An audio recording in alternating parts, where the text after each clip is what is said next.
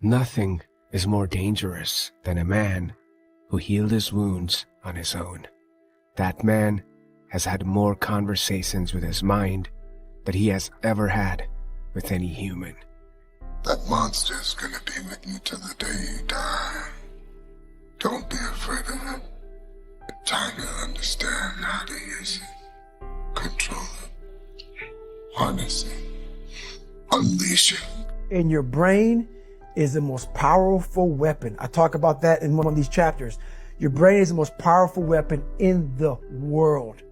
Once you put away your phones and your computers and all that we have nowadays, yeah, it's great. We're up to date. But your brain is the only thing you have when you're going through depression, when you're going through hard times, you're going through death, real life. You can't Google that, man. You're alone. You're alone. You may have a shrink you're going to, you may have a best friend you're going to, but there's 24 hours in the day where you're alone in this brain, and your brain is talking to you in all kinds of ways, and it wants to control you and pull you in these different pockets. If you can't control your own brain and your brain controls you, you're f***ed. You got to tell your brain where you want to go and how you want to go and how you want to get there. You got to control it. If not, it's over. Allow manipulation to find out where your enemy wants you to go, then use your mind to break the trap and punish the perpetrators.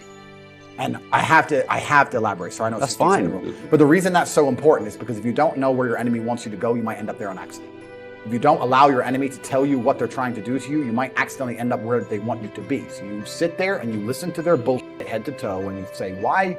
You don't even ask why. Listen to their bullshit head to toe, say, okay, I agree. What do you want me to do? And when they tell you what they want you to do, you use your mind to break the trap, and you punish the perpetrators.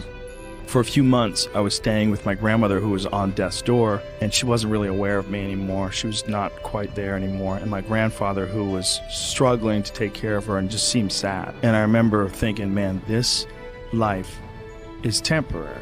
Like, this experience that I'm experiencing right now as a 24-year-old man, like, this is not going to last. Like, this is the prime of my youth, and it like hardened my ideas to, like, you got to get going. This is going to happen to you too. It's going to happen to all of us. And you think that you're this static thing, like you stay in the same exact state.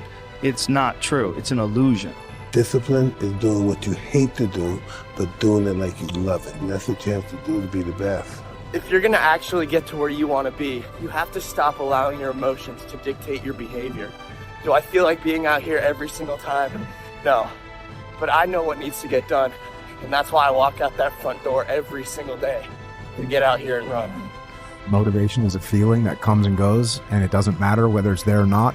Discipline is infinitely more important. So no matter how you feel, get up and do what you're supposed to do.